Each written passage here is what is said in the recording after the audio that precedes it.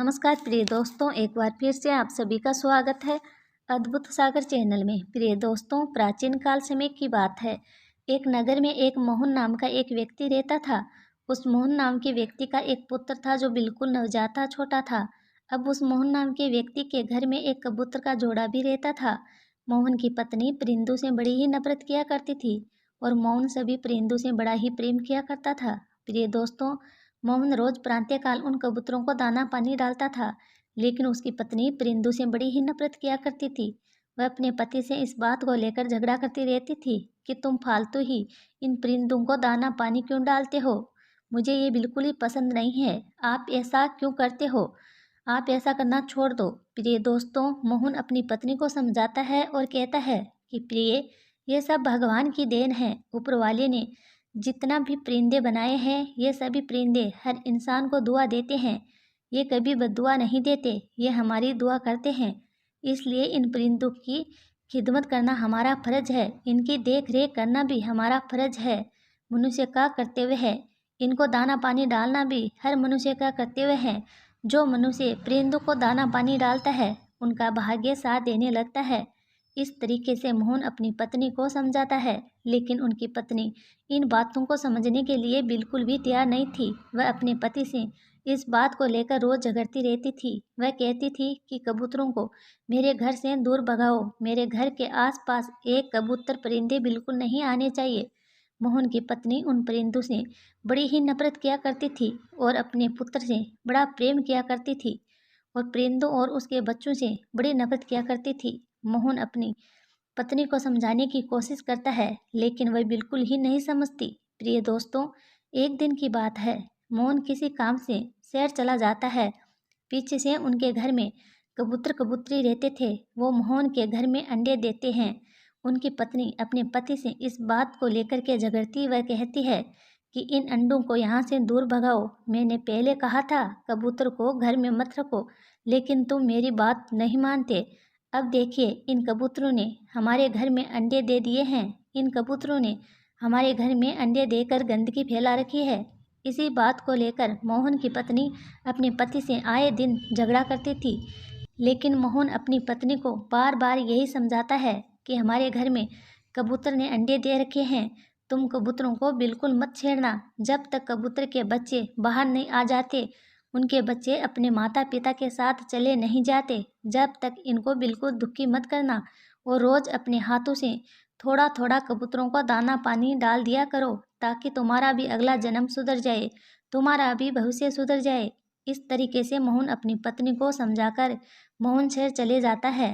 प्रिय दोस्तों, मोहन की पत्नी उन कबूतरों के अंडे को नहीं छेड़ती थी, लेकिन वह बोलती रहती हैं, यही सोचती रहती हैं कि मेरे घर में इन कबूतरों को यहाँ से कैसे भगाऊं, इनके अंडों को यहाँ से कैसे भगाऊं।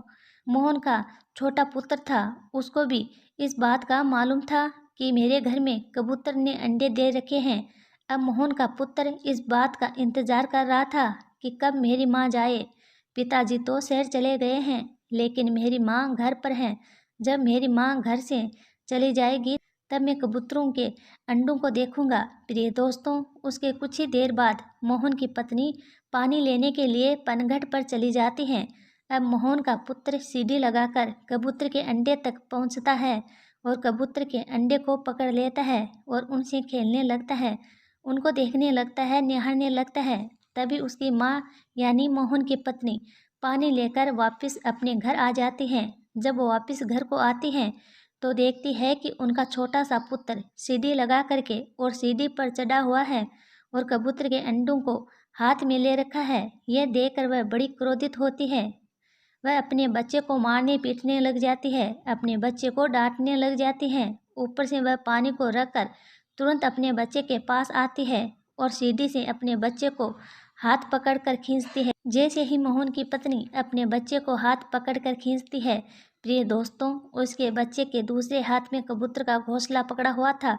जैसे ही मोहन की पत्नी एक हाथ पकड़ करके पीछे की ओर खींचती है, तो प्रिय दोस्तों, कबूतर का पूरा घोंसला उस बच्चे के हाथ से आ जाता है और जैसे ही कबूतर का घोंसला नीचे आता है, तो पूरे के पूरे अंडे फूट जाते हैं। प्रिय दोस्तों, एक अंडा उस बच्चे के हाथ में था, उसको उसकी माँ पकड़कर ज़मीन में मार देती है तो वह भी फूट जाता है और अपने बच्चे को खूब मारती है।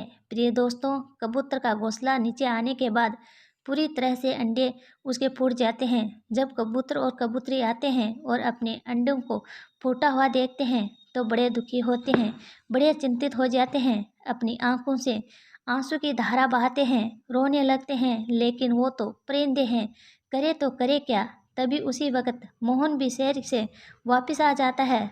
तब मोहन आकर के देखता है उनका छोटा नवजात बच्चा रो रहा है, जोर जोर से रो रहा है। ये देखकर मोहन अपने बच्चे के पास जाता है और पूछता है कि क्या बात है बेटा, क्यों रो रहे हो। वह तुरंत अपनी पत्नी के पास जाता है और पूछता है बच्चा क्यों रो रहा है। उसकी पत्नी कहती है कि मैंने तुमसे पहले ही कहा था कि इन कबूतरों को यहाँ से भगा दो।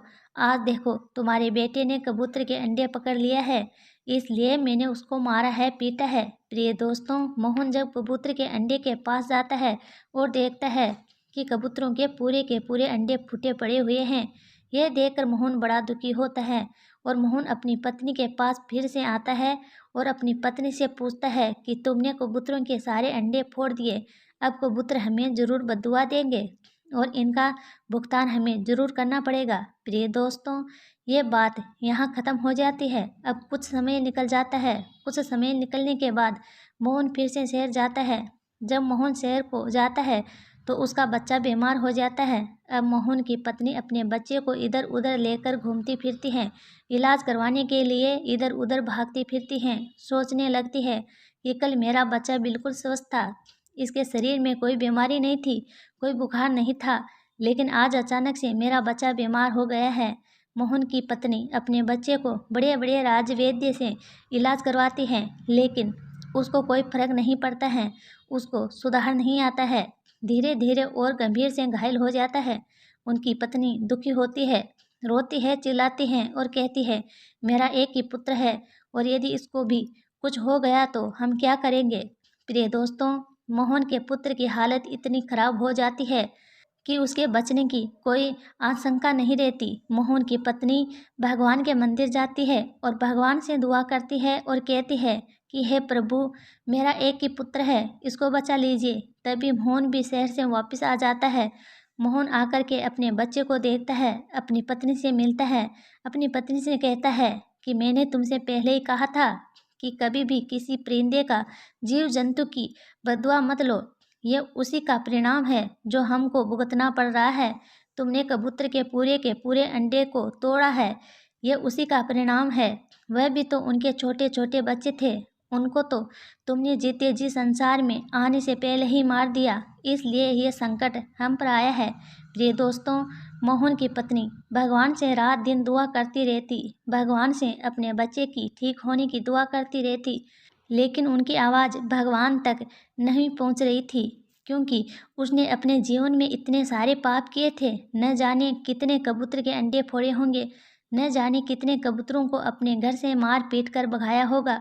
प्रिय दोस्तों, जब उसके बच्चे की हालत और भी ज़्यादा बिगड़ जाती है तब मोहन भी भगवान की पूजा अर्चना करने लगता है। उसके बच्चे की तबीयत ज़्यादा खराब हो जाती है तो मोहन भगवान के मंदिर में जाकर पूजा अर्चना करने लगता है। प्रिय दोस्तों, जब मोहन भगवान की पूजा आराधना करता है तब मोहन की पुकार भगवान के दरबार तक पहुंचती है और धीरे धीरे उसका बच्चा स्वस्थ होने लगता है। मोहन अपनी पत्नी को समझाता है और कहता है कि कभी भी किसी की बद्दुआ मत लो, यदि तुम कभी भी किसी भी जीव जंतु की बद्दुआ लोगे तो उसका भुगतान आपको ज़रूर करना पड़ेगा। और जब आपके घर में कोई भी परिंदे, कोई भी पक्षी अंडे देते हैं, बच्चों को जन्म देते हैं, तो उनको उस वक़्त वहाँ से मत हटाओ, उनको तब तक वहाँ पर बैठने दो जब तक कि उनके बच्चे उनके साथ जाने के लिए तैयार नहीं हो जाते। मोहन की पत्नी के ये बात समझ में आ जाती है। उसके बाद वह भी परिंदों की सेवा करने लगती हैं, पानी डालती हैं, धीरे धीरे उनका भाग्य भी साथ देने लगता है। उनके घर में किसी भी प्रकार की कोई कमी नहीं रहती, तो उनकी दिन दुगनी रात चौगनी हो जाती है। यदि आपके घर में भी कबूतर अंडे देते हैं, उनको बिल्कुल ना हटाए, उनको तब तक जब तक उनके साथ जाने के लिए तैयार ना हो जाए। हाँ, एक बात यह है कि आपके घर में कबूतर गुट्टर गूं करते हैं तो प्लीज़ इस पर गौर ज़रूर कीजिए क्योंकि ये अशुभ संकेत देते हैं। इनको अपने घर में या तो शुरू से बैठाना नहीं, और यदि आप बैठाते हैं तो उनकी सेवा करें, दाना पानी हमेशा डालते रहे, तो आपके साथ कोई भी प्रकार का अशुभ नहीं होगा। प्रिय दोस्तों, ये थी हमारी आज की जानकारी। उम्मीद करते हैं आपको पसंद आई होगी। पसंद आए तो चैनल को सब्सक्राइब करें और एक प्यारा सा कमेंट ज़रूर करें। राधे राधे दोस्तों।